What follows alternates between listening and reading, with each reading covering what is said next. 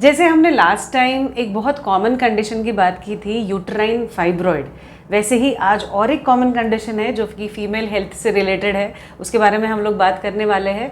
ये है फाइब्रोएडेनोमा of breast. ये क्या होता है?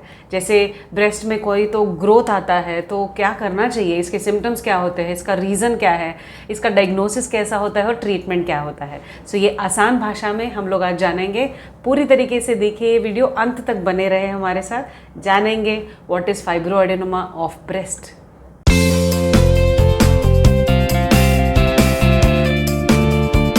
अब ये जो फाइब्रोएडेनोमा होता है ये यूजुअली यंग एज ग्रुप में ज़्यादा दिखाई देता है। जैसे कि अगर हम लोग बात करें 13 साल की उम्र से लेके 32, 33, 34 एज ग्रुप तक, ऐसा एज ग्रुप जहाँ पे पीरियड का साइकिल रेगुलर बेसिस पे आ रहा है। इसका मतलब हार्मोनल फ्लक्चुएशन जो होते हैं वो बहुत ज़्यादा रेगुलर बेसिस पे हो रहे हैं। अब ये फाइब्रोएडेनोमा एक साइड हो सकता है या फिर दोनों साइड हो सकते हैं। यूजुअली ये बहुत ज़्यादा छोटे होते हैं और हम लोग जब फील करते हैं या फिर हम लोग पेट पे लेटते हैं तो कभी कभी हमारे हाथ को या फिर हम फील कर पाते हैं कि एक ग्रोथ हुई है। अब ये जो ग्रोथ होता है वो बहुत छोटा होता है, बट अगर ग्रोथ ज़्यादा है, अगर ये नंबर ऑफ फाइब्रोएडेनोमा ब्रेस्ट में ज़्यादा है या फिर बड़े हैं तो फिर वो बहुत ज़्यादा पेन देता है। यूजुअली इसका पेन सिर्फ पीरियड्स के पहले होता है, बट अगर नंबर ज़्यादा है और साइज़ भी ज़्यादा है तो ये पेन कंटिन्यूस चलता है। There is a continuous fullness in the breast kind of a feeling that you always.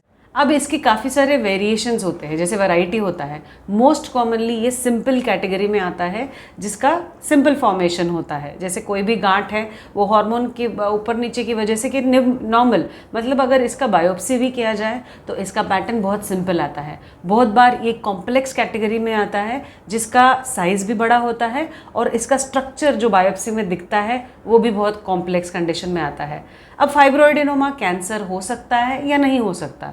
सो ये मैक्सिमम जो फाइब्रोएडेनोमाज होते हैं ये कैंसर टर्न नहीं करते हैं, बट अगर बायोप्सी जब हम लोग करते हैं और उसमें थोड़े से चेंजेस हमें दिखते हैं तो देयर आर चांसेस कि ये कैंसर टर्न हो सकता है, बट मोस्टली ये नॉन कैंसरस होते हैं। इसका अगर डायग्नोसिस करना है हमें तो यूजुअली हम हाथ को जो फील होता है उस पे से ही समझ में आता है। तो फिजिकल एग्जामिनेशन पे डॉक्टर आपको बता सकता है कि आपको फाइब्रोएडेनोमा हो सकता है।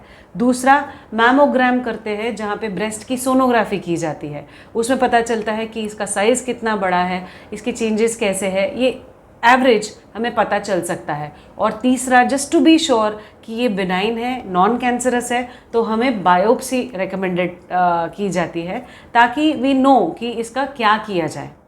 अब अगर ट्रीटमेंट की बात करें तो इसका treatment usually it is self treatable. बहुत बार अपने आप, जैसे ही हमारा एज क्रॉस होता है एक पर्टिकुलर एज के बाद, ये अपने आप कम हो जाते हैं, अपने आप गायब हो जाते हैं। बट बहुत बार ऐसा होता है कि ये इसका हमें निवारण नहीं मिलता है तो हमें ट्रीटमेंट ऑप्शन के लिए बाहर जाना पड़ता है।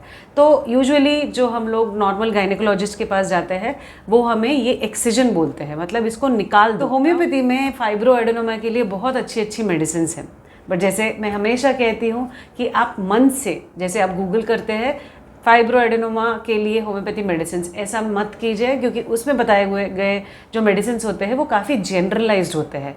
बट जब आप डॉक्टर के पास जाते हैं, आपकी कंप्लीट हिस्ट्री बताते हैं तो उनको पता चलता है कि आपका लेवल ऑफ हेल्थ क्या है, फिजिकली, मेंटली, इमोशनली, उस हिसाब से आपको मेडिसिन दी जाती है। सो ये थी जानकारी फाइब्रोएडेनोमा ऑफ ब्रेस्ट के बारे में जो आसान भाषा में आज शेयर की मैंने।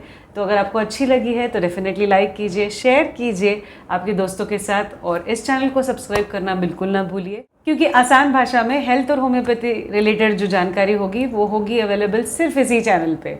सो सब्सक्राइब ज़रूर कीजिए and until then, take care, stay healthy, stay fit with Dr. Priyanka Ladkar.